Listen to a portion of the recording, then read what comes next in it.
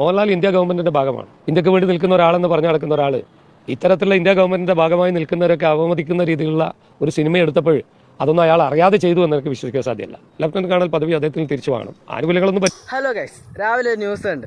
അപ്പോൾ അതിൻ്റെ സത്യാവസ്ഥ അറിയാനായിട്ട് എമ്പുരം കാണാനായിട്ട് പോവുകയാണ് ഗൈസ്. അപ്പോൾ ഞാൻ പോയിട്ട് വന്നിട്ട് ഞാൻ റിവ്യൂ പറഞ്ഞുതരാം കേട്ടാ.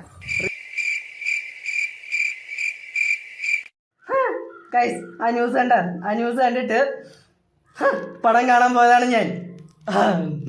പക്ഷെ എന്താ പറയാനാ, അതിൻ്റെ ഒരു ആവശ്യകത ഞാൻ കാണുന്നില്ല. മോഹൻലാൽ എന്ന് പറയുമ്പോൾ അതൊരു വെറൈറ്റി മനുഷ്യനാണ്. പുള്ളിയുടെ അതിനെ സ്ഥാനം മേടിക്കേണ്ട യാതൊരു കാര്യമില്ല.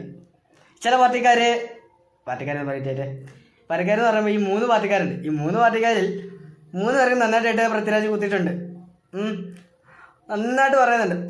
പക്ഷേ ഈ ചില ആൾക്കാർ വിചാരിക്കുന്നതെന്ന് പറഞ്ഞാൽ അവരെ മാത്രം കുത്തി അവർക്കങ്ങ് കൊണ്ടു ആ രീതിയിലാണ് ഗൈസ്. പക്ഷെ അങ്ങനെയല്ല, 3 പാർട്ടിക്കാർ നന്നായിട്ട് കുത്തിയിട്ടുണ്ട്. പക്ഷേ ഒരു പാർട്ടിക്കാരെന്ന് പറയുമ്പോൾ അവർ അവനവൻ കുഴിക്കുന്ന കുഴിയിൽ അവനവൻ പോയി വീഴുക എന്ന് പറയത്തില്ലേ, അതുപോലെയാണ് ഗൈസ്.